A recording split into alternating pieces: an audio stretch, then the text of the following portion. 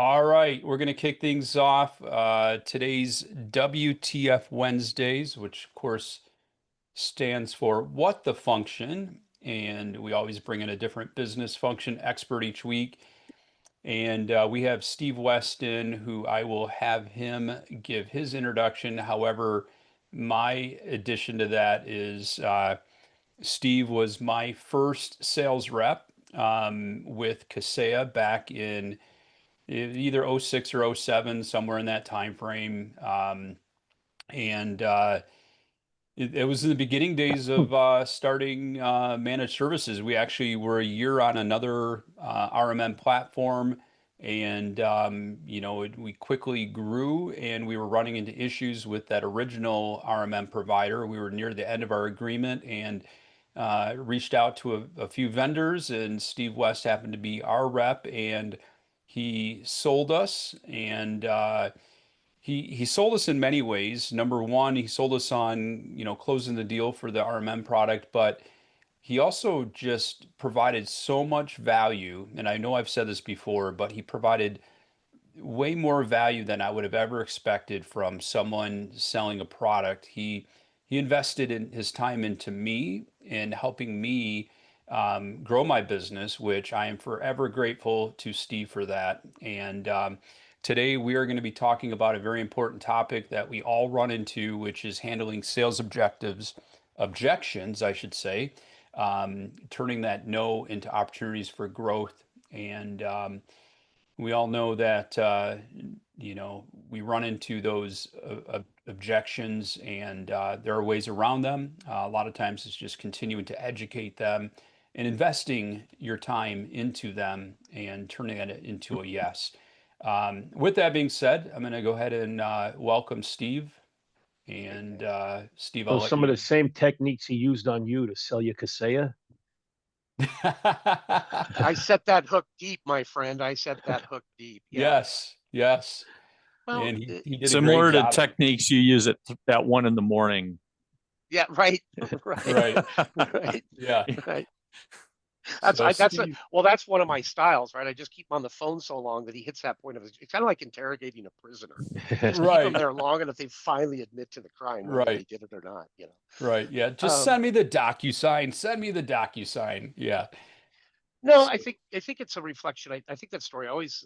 I know Dan tells that story, and I always love to hear the story. It's always a little bit humbling and self gratifying in a way to hear somebody that you did a good thing, right? And it comes back to one of my fundamental beliefs that if you truly want to build a trusted partnership with somebody, if you want to have a business relationship, not just a customer, right, you've got to invest and bring value to that relationship to justify that right. So I yeah. always thought that, and look to when I work with people, how can I bring additional value to that relationship that might be beyond the commodity or the service that I'm selling at that point, because these things that we do affect other areas of their business and their objectives and their outcomes, that if we're truly investing into a partnership, I, how many of you have ever been to an MSP website that does not claim to be their best partner in IT and technology? We all use this term partner. And then Yeah. and then people call me and say, why am I not closing business? Like, well, what do you do? Well, I meet somebody, I ask them some questions, and I send them a quote. Well, that's okay. So you're selling, but I might as well go to a camera store and buy a camera at a booth, right? I'm not building a partnership to teach somebody how to be a better photographer and deliver better results, right? And in technology, and again, I start thinking about these things when, Dan sent me a list of things we could talk about when it came to objection handling. My first reaction was, oh, caca, because there is no silver bullet, one liner magic words to say, Yeah. right? There is no words. What are the best way to overcome objectives? By not getting to those points, to be honest, right? How do we change the conversation so that we don't hear that price is an issue, or I'm happy with well, I don't need to change for my current provider, they're good enough, right? These are things that we can prevent from hitting that point. Now they're still going to occur, and we'll talk about how we work through those, but there's a lot of methods to avoid that being the topic. For example, have any of you ever worked with a customer and asked them about what their objectives around IT are, query them on that. Really understand what they think they should give. Remember, it's not about you, it's about them. Others, if you've been here before, you've heard me say that before. So I won't go into that. But talking about them and then thinking about it from this perspective, one of the things that I always found success in it was going through the query and saying, so at the end of it, what I understand is it has this value representation. What do you expect? What do you need to invest in that to achieve that outcome? And let's talk about that. And if you can get to a point where you come to a number that you say, so if I understand right, in order to get your business here, because why are they investing in you anyways? What are they trying to accomplish? Do you know the business outcome? What are you selling? Are you helping their business or are you simply there to pick up in two rings? Because if you're there to pick up in two rings, you're selling a commodity. And the problem with our industry is we've commoditized ourselves. And there's no more greenfield. If you're a small business, you either have a cousin or you have an MSP, right? That's just the world we face. But they already are working with somebody. So how are you going to elevate? How are you going to stand out? How are you differentiating your business? These are the things we have to talk about. What value do you bring to their outcomes? Many of you know I have three core tenets. People should invest in technology to grow their business. They should invest to increase their profitability or have more time to grow their business or coach their kids' baseball teams. Part of that conversation is finding out what's important to them. And the third thing is to reduce their risk. So I'm here to help you make more money. I'm here to help you keep more of the money you have or have more time to do the things you want. And I'm here to protect your money from the bad guys. That's the business outcomes you deliver to companies. Do we focus our conversations on those business outcomes and the benefits they bring? Or are conversations focused on what we do and what we deliver and why they're going to be happy? 100%. Anybody in the room? I mean, how are you guys approaching it? Because I don't want to just be, talking into the wind and burning everybody's time here because I can sound really smart. Doesn't mean I am, but I know how to sound like it. Um, and the reality is people are in business for a reason. What are their objectives? Again, it's about them. What do they desire? What do they want to buy? It's not about what you want to sell them. When I hear price objections, when I hear, well, I'm good with my current provider, that's because we haven't explored the opportunity for what a relationship really means. We've just presented what we think we can represent.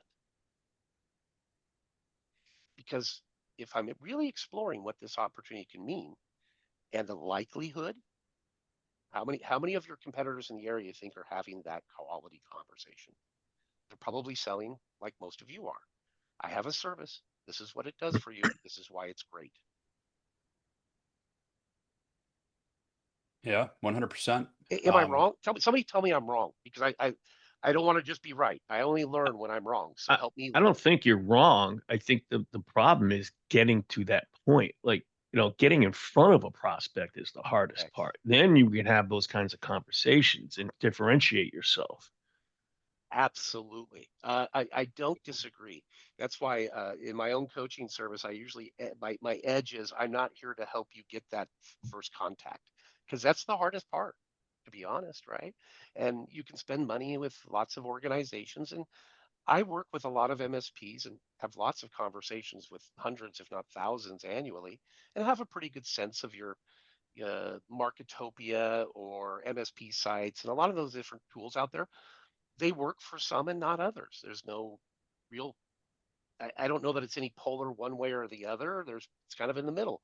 Like I said, there's half the people that work the programs seem to find success with those, half don't. Other people have their own ways of generating leads, but lead generation is definitely challenging. I prefer personally networking events. Again, in this age of AI, if you read anything that's being published, the pendulum of sales is, for IT in the 90s, we had to sell something and we didn't get paid until we delivered and the customer signed off, right? And then in the early 2000s, as we began to transfer into MSPs, we had to really prove the right to sell that way, to deliver that way. And then over the last 10 to 15 years, from my perspective, we've really commoditized ourselves because we've trained the customer what to look for in an MSP based upon the perceptions we've wanted to provide. But our values eroded because now they're shopping on price and performance, not on value. and there's a difference. So in order to get to those value conversations, first of all, I prefer to have a very strong ICP because you can't go to every event. I usually don't go to peer events. I don't go where other MSPs are. I go where my target customer is. And it's the most successful business I've ever been able to secure when I've run small MSPs. We're talking 3 to 10 people, and I've been with a couple of them, is when I'm in conversation, when I'm meeting people. Those are the best conversions every time. But I got to meet the right people, and I got to be out there, and I got to participate. Right. So do your research, and I encourage you to understand the audience. I was in the Willamette Valley of Oregon, if any of you are familiar with the area, and there's a lot of wineries, and I wanted to sell wineries because I liked wine. And the other thing is they have lots of write-offs. They have more money than God in many cases, and they spend money like it's water. And they're like sites that are 15 users that'll pay a premium to have big Wi-Fi's that broadcast across big fields and things, right? And they were just really nice people, and not to mention it's pretty incestuous. Everybody who owns a winery is related to somebody else who owns a winery, so word of mouth is a very powerful referral in that environment. I signed 2, and soon I had 14. Right? But I had to go find out what applications they used. What did they mostly use to manage their inventory? What kind of problems did they have with those applications? I had to understand how their seasons ran and when their buying periods were. And I gathered all that information and education before I even started going to events where there were a lot of people who owned wineries. So I could ask intelligent questions and find somebody who had an interest in working with me. But I didn't go in just because I had a service. I went in because I had an idea of how I could help wineries have more efficient IT and help them ship more wine because I did research about the problems wineries had. Right?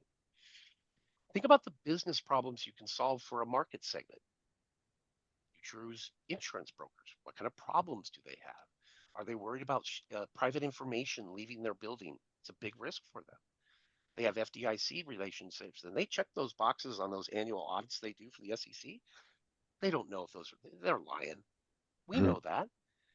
Almost every state requires a written information security policy. And if you're breached and don't have one, it's going to be bad news. Are you having those conversations as part of your beginning? Tell me a bit about your processes. Tell me a bit about your what you have in place as far as your written information. What are you talking about? Well, that's a state law. That's if your current provider, this is again back to your status quo, are these things your current provider is talking to you about? If not, I suggest you ask. Do them the favor. Invest in them. Does it mean they'll convert? Maybe not. But if they find it's an intelligent conversation and is relevant, you have a high likelihood of winning over that client because you're having a better conversation. I always try to promote how do you find out what their goals are as a business?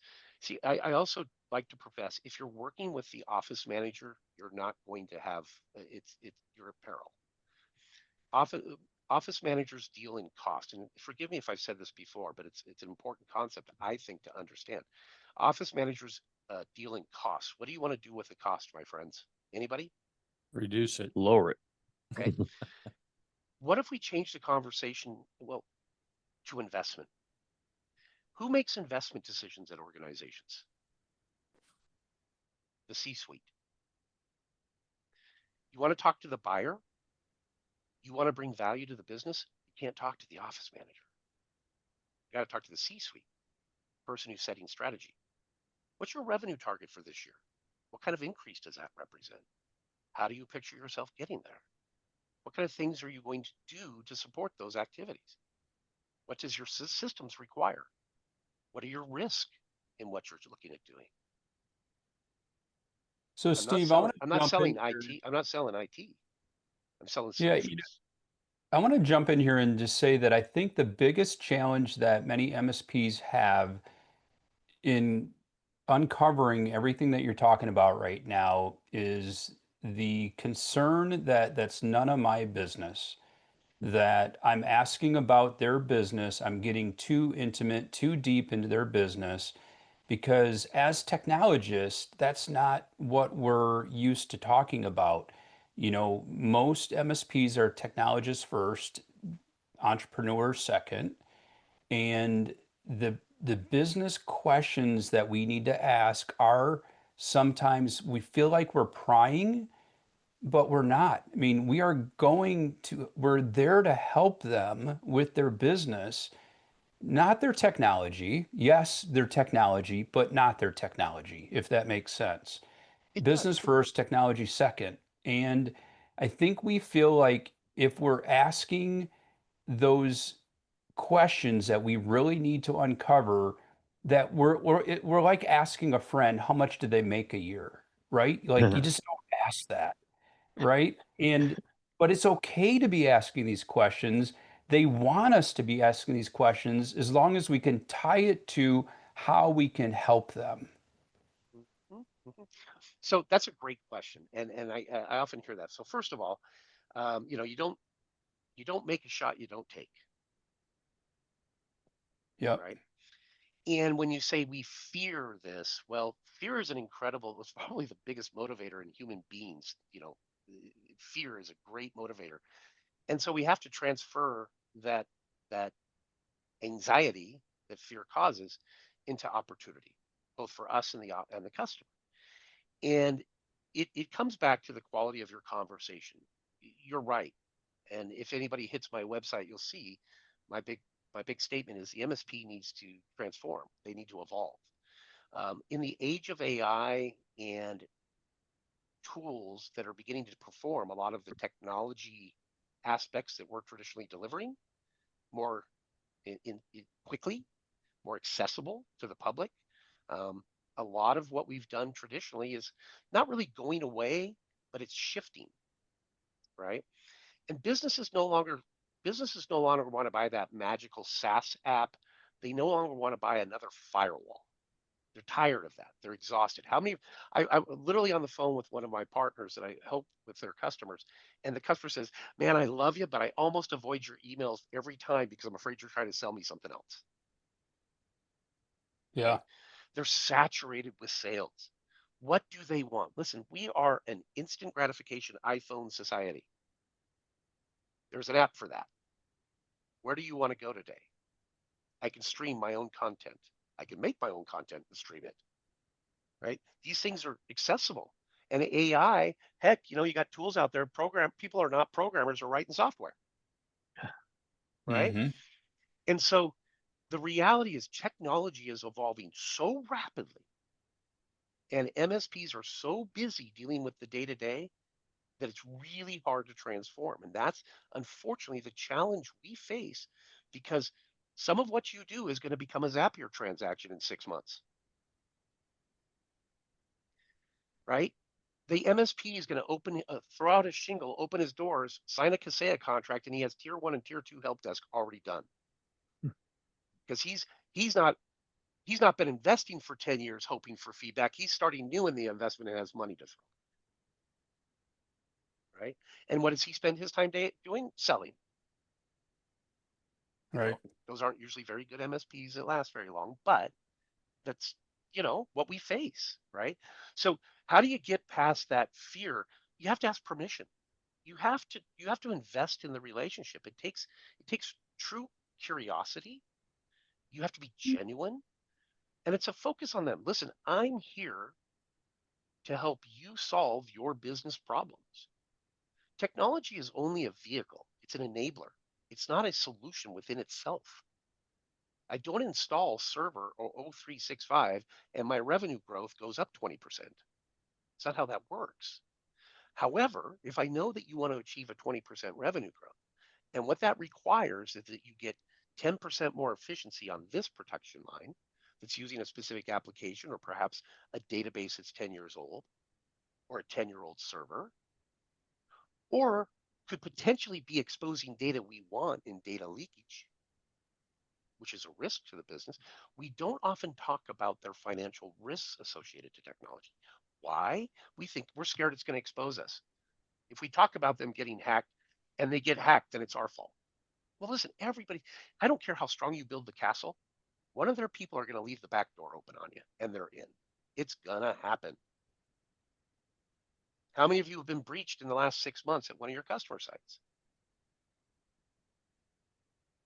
Well, this is Well, define customer side. well, The new customers breached. Right.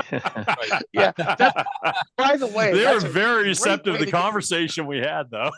absolutely. And if for any of you that have talked to me offline, I'm building a what I call data governance service as a service instead of a like you guys contract socks. I'm building a solution around data classification, monetization, tracking, and protection because it's a requirement of everything we do. And the data asset is the most overlooked and underrated and undermanaged aspect of our small businesses. And it's not that it's a Word file or it's stored in O365. It's literally they have a social security number. Where's it all at? And where's it going?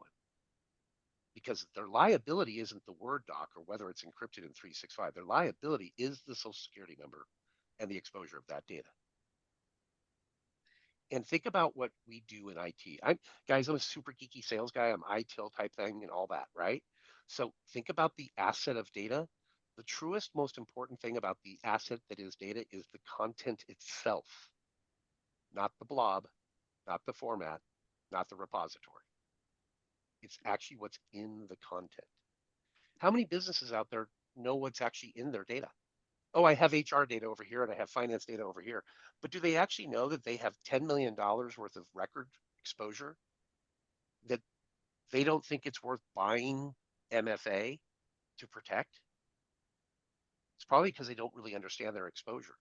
And they don't understand. Listen, if I talk to MSPs that are, say, 40 to 60 customers and above, I'm seeing breaches, if not monthly, at least bi-monthly, if not more frequently, to be honest. I have several partners that I work with. When I call them, they can have an active breach at almost any time, but they work with finance industry and things like that. And they're being targeted. And luckily, a lot of times they find information that doesn't have a lot of value and we can walk away. And if you followed any of the trends, the ransoms have dropped. So now they're going to ask you for 1.5 mil, but you'll probably get out for 300K. And do you know that less than 20% of the actual breaches where ransom are paid are even being reported? Oh yeah, that When doesn't you surprise say me at all. breach, are you including business email compromise in that? Well, a breach can be anything, and a breach doesn't mean that a hacker got you. A breach could be that an internal employee went into Chat GPT, uploaded the entire executive's team's salary because they needed to create a PowerPoint for an executive meeting. I've literally seen that. I went into a site with a customer yesterday. We did some what I call shadow AI searching because I have a tool that allows me to see what applications or data is being uploaded to. I saw they're like, oh no, we don't have a problem. 7-person insurance company. No, that's not a problem.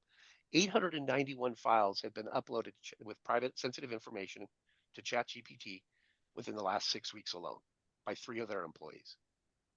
Innocently enough, trying to improve their performance for the company, trying to deliver more values to the company as a customer, but completely uninformed. And the organization had not done anything around AI readiness before it found its way in the business. And people, if you read like some of the think tank guys that are some of the early guys, their biggest call to alarm is the amount of security debt we're building around the release of sensitive data into AI currently. It's a huge issue. Huge. And I see it in almost every business I click on. I can see a Copilot, I can see a Chat GPT, I can see one of a half a dozen other things are actively being used, and nobody is either concerned, aware, or educated as the implications it means to their security. How many people open up their Slack and let a vendor in to have easier communications? That's just like, come on in, sit down at the table, let me feed you some food. Right.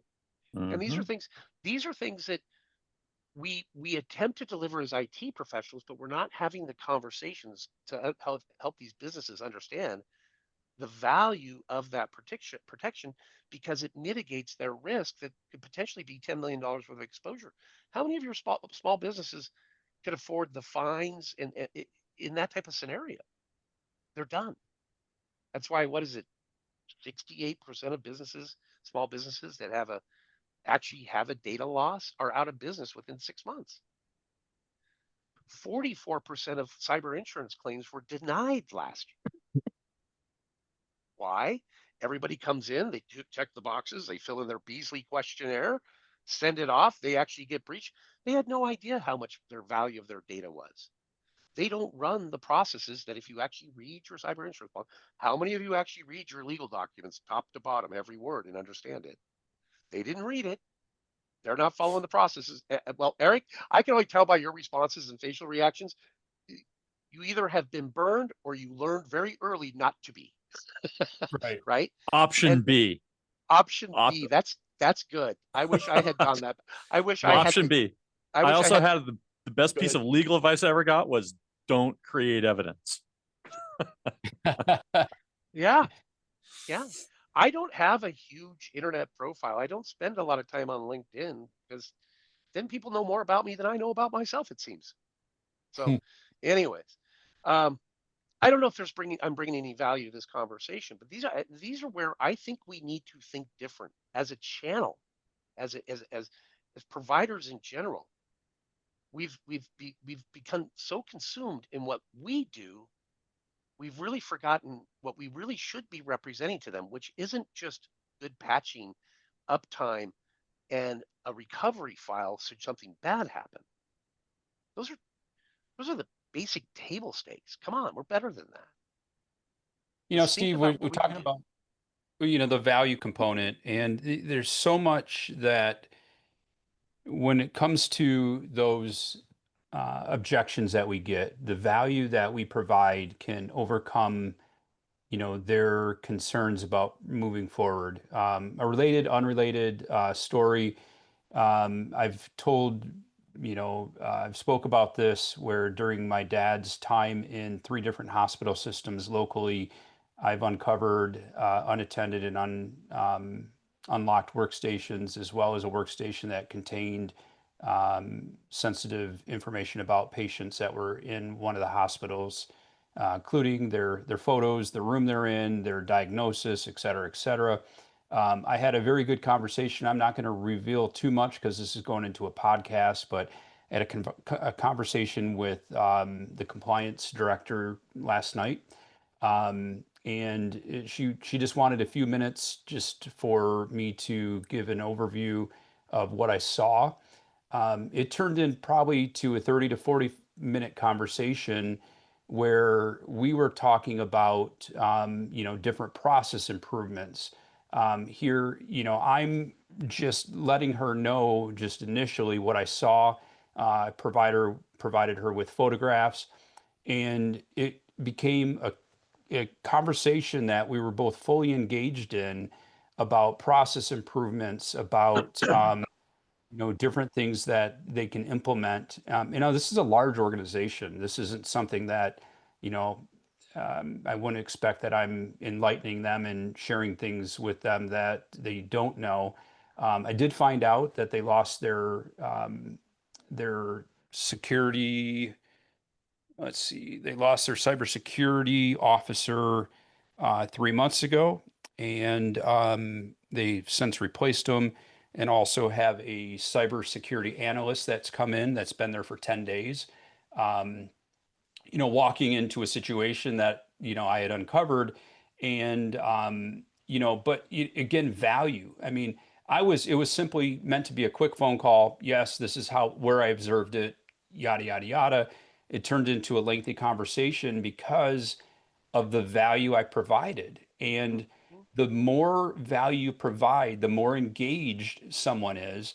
You ever tell, a prospect, you know what, just give me 5 minutes, and it turns into a 30, 40, 50-minute conversation because you get in there, you convince them, just give me 5 minutes. I just want to, talk about a few things, but you have provided value to a point where they're engaged. They don't want to end the conversation after 5 minutes.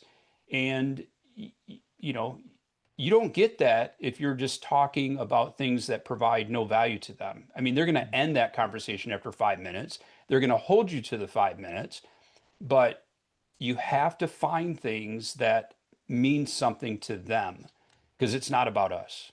Yeah, exactly. Well, and it's like we talked about the price is too high. Well, have you ever asked the question is what would it be worth to you to get this result? What do you expect to invest? What is your budget?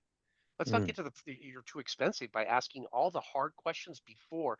One of the things I like to tell salespeople is the minute I give a price, I lose all control over the result. I try to give the price as late as possible in the conversation, but identify as early as possible what they're willing to invest to get to solve whatever problem I'm there. Truthfully, we should just be there to be problem solvers more than anything. That's what we are. We solve business problems through using technology as our vehicle to bring results, right? And so if we're not having that conversation about what the business issues are and be prepared for them to be non-technical and bring even value at that level. Oh, so you're having problems with your production line. Where is it failing? Well, do you have is there a mechanic? What would help that problem? Just help them walk through solving a problem. Show them you can help them solve problems. Right. And Going back to asking the, what is, one sec, Mike, I just want to get this out, otherwise I'll forget it. But asking what their budget is 100% okay. I mean, we need to know, what their current budget is and what they're spending, because if there are huge gaps, and we know that we're going to be more expensive, if, and they're currently paying considerably less, but there are huge gaps in their stack, then there's reasons why we are going to be more expensive, and we can address those. And so it is 100% okay to ask about what their budget is, what they're currently spending, because that helps us in the process. Mike, go ahead and jump yeah, in so there. going back to the price thing, right now I'm working with a web designer, and he came up on the pricing page, and his angle is he wants to get rid of all the no's before you get to that point. He wants to get rid of all the objections. You know, Mhm. so it's when you have the frequently asked questions page and then your other pages and stuff, they're all knocking those things down and then building it so when you call, it's an easy sale, I guess, is the direction he's going with it. So on the pricing page, there's a couple camps out on this one, and one side says, hey, it's 2025, you can buy a house online, how come you can't buy MSP services online?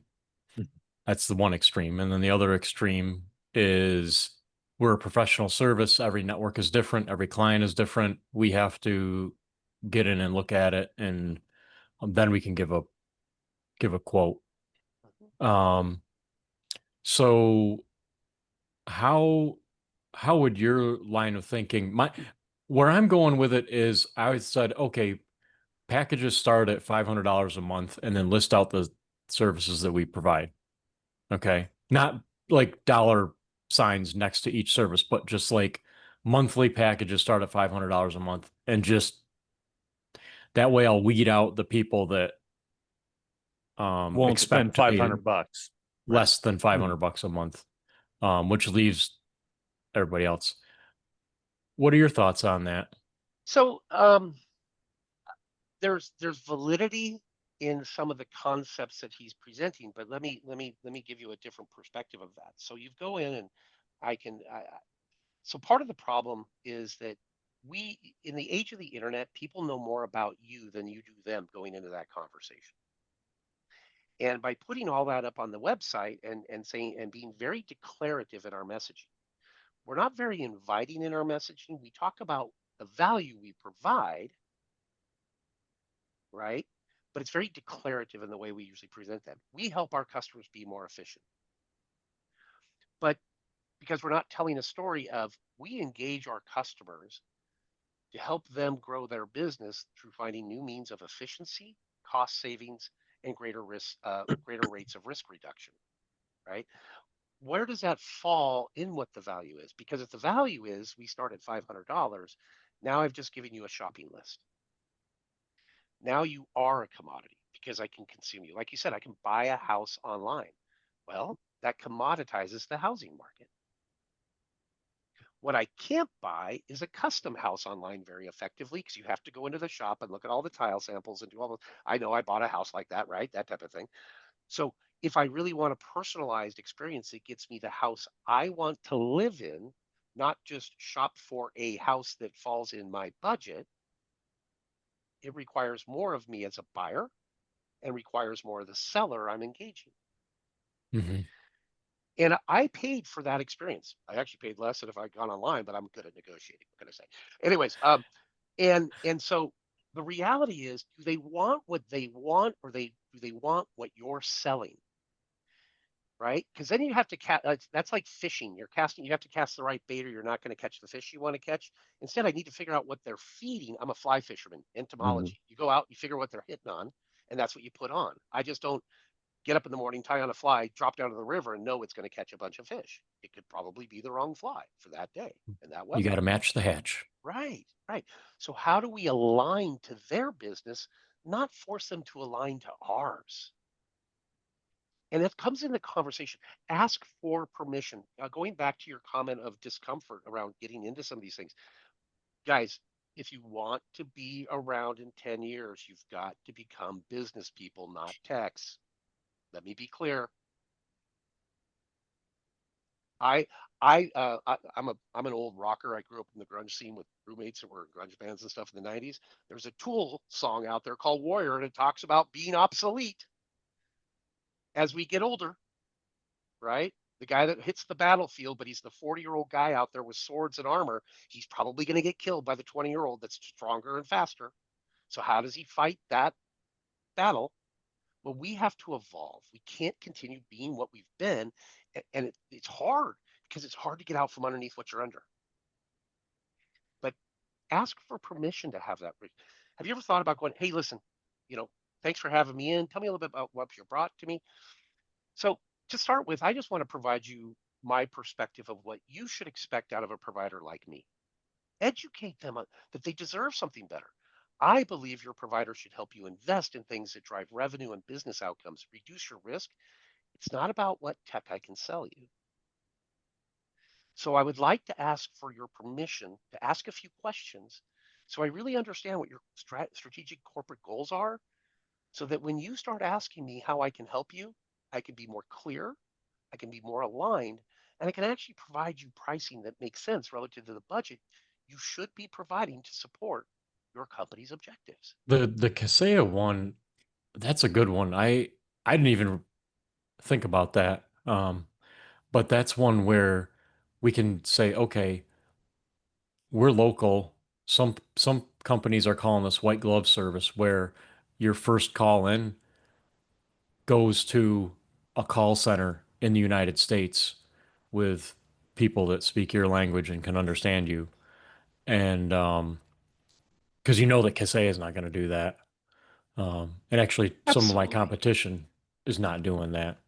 So So, so I would actually I would actually encourage you to go even a step further, because this is the pit that this is the internal battle we have to face as people who are geeks. I think in binary, but I speak in flower, right? And think about that. So what you just said is, listen, we're local. Your help desk is gonna be somebody who's gonna speak your language and be on your time zone. But now you've made yourself a help desk. Your conversation needs to be, listen, we're local. We're investing in a partnership in our community to help you grow and strengthen the economy of our local community. And by working together, we do that for each other. Talk to them about what they mean to you. yeah, Share back. that's the angle my website designer was going with, was showing how invested we are in the community and that and the That's a good one. partnerships. That's a good one. Yeah. Get your customers not to say how great it was that Sheila solved my problem.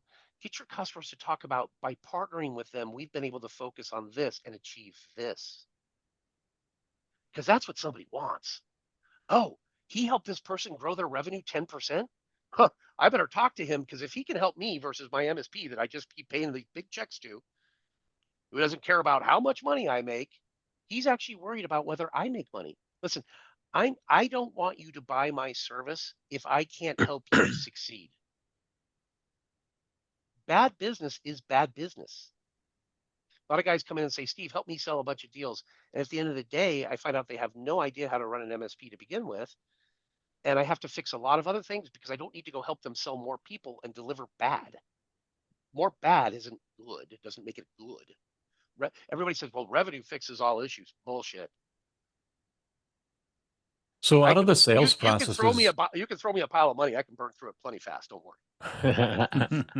out of the sales processes that you've seen, who do you think you best align with? Like if there was one of the books out there or one of the people that are well known in the industry or something.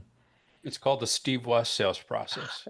It actually is referred to as a Church of Steve. Thank you very much. Um, for those that don't know, I was one of the early guys at Adigy, first 5 guys with Jason and people out there.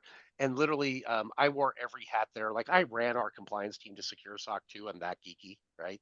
And did it all in Google Sheets, wrote my own risk ledgers, everything else. That's why I'm kind of a GRC geek as well. And what I'll tell you is, everybody had to go to the Church of Steve when they hired new employees for at least 2 hours.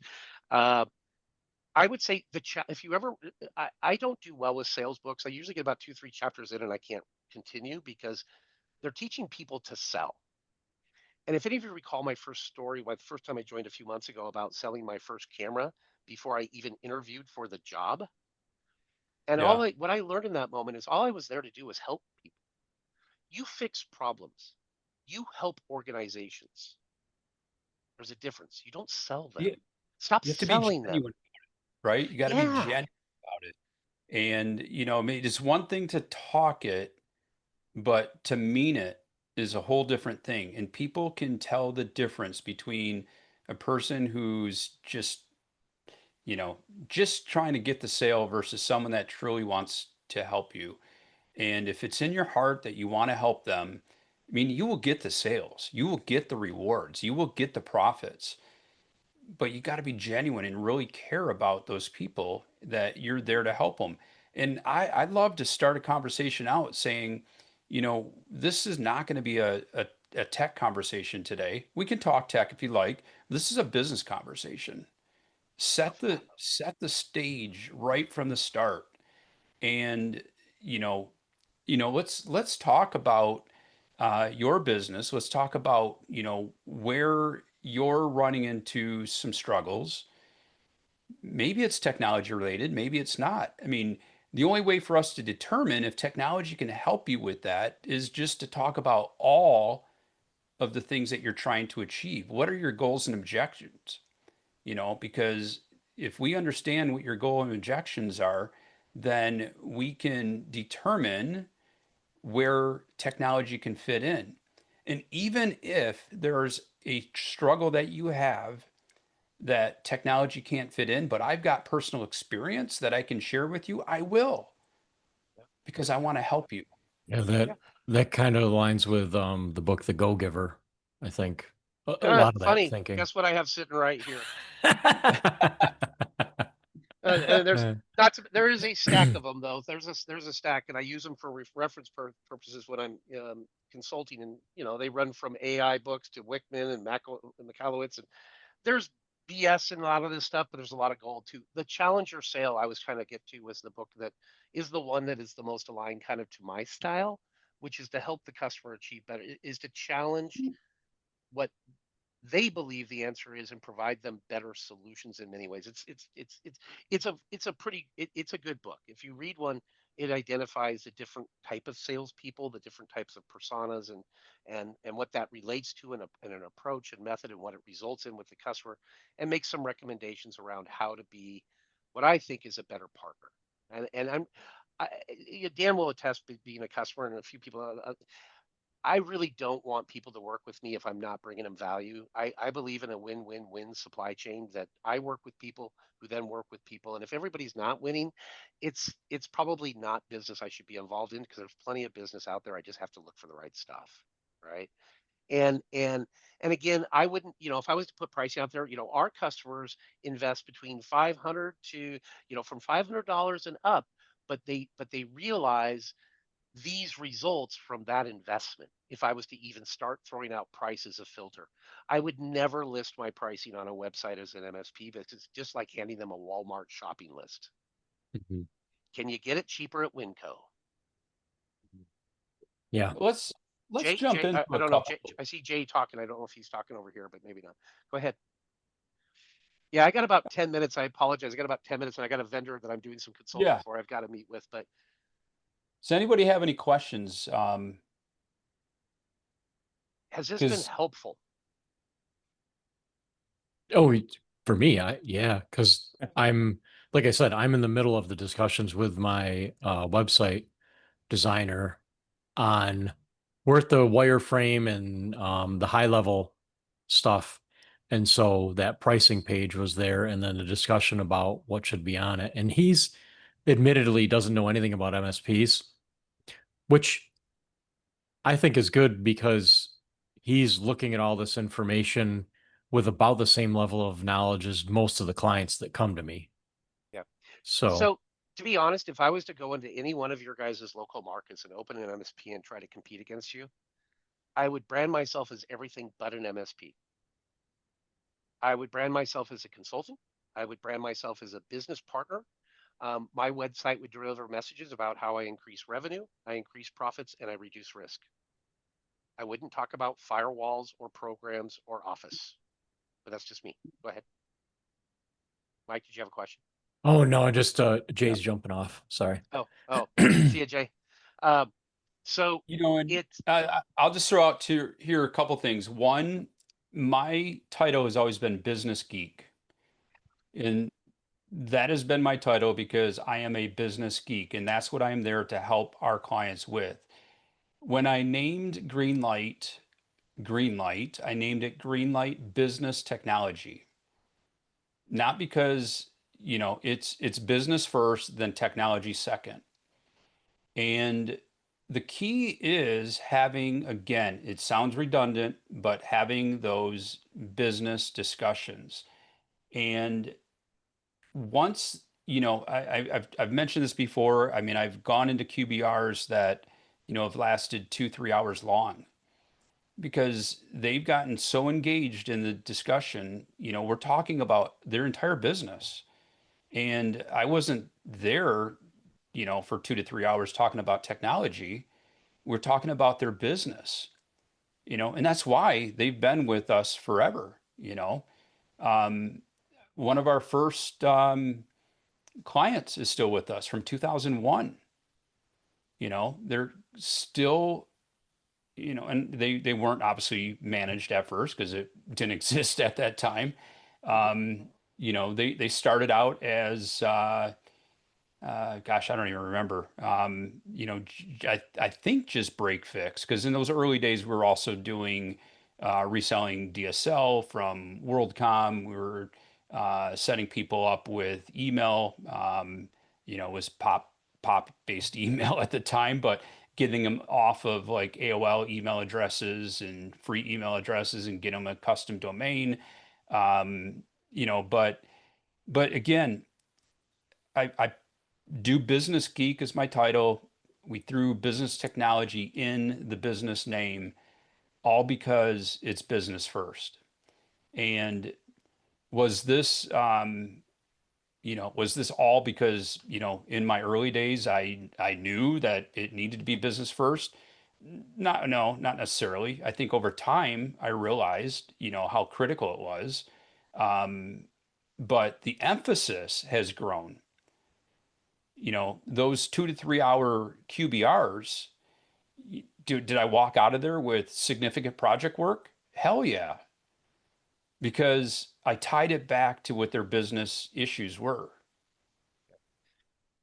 and absolutely. Listen, because I only have a couple minutes, I want to leave you guys with a couple more thoughts. And if there's an opportunity and you guys would like me to come back, I'm more than willing to. But think about the opportunity that AI represents in the minds of your customers. If you've studied it, you know the limitations and the risks and things that are involved. But they're all reading articles that are compelling their people to begin implementing this. They see it as business opportunity. How are you having that conversation about enabling that opportunity for them?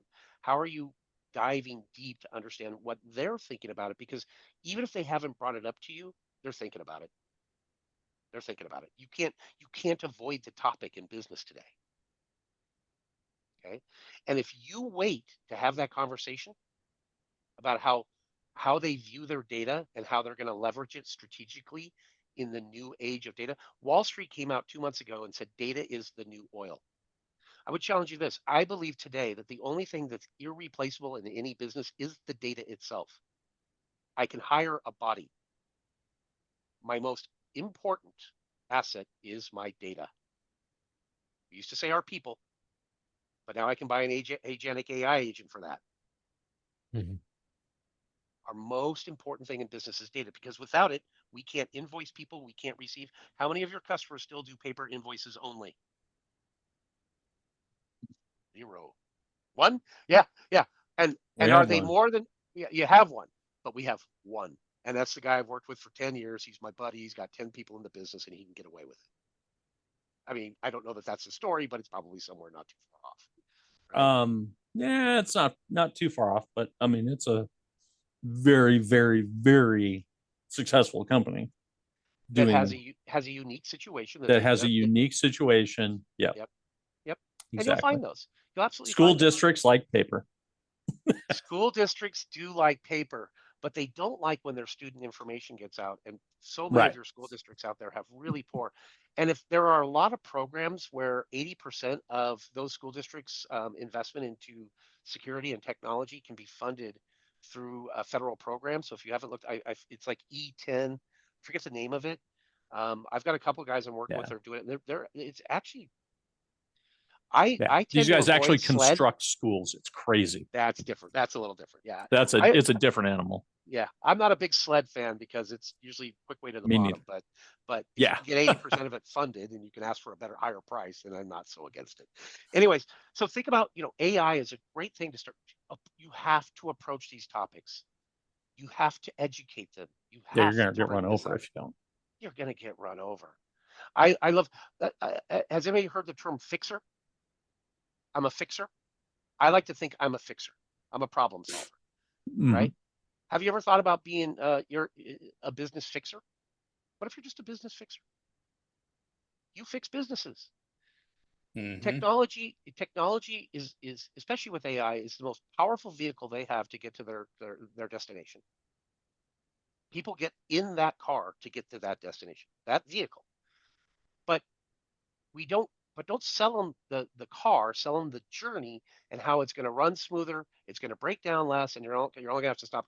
You're only going to have to recharge once. I'm trying to be eco-friendly there with the electric car. Did you see that? So think about these things. Is that how am I going to up my game? Because if you continue to sell what we've sold, which is I charge this much per desktop or site, or this is my suite of security solutions, here's what I do for you, here's what I do,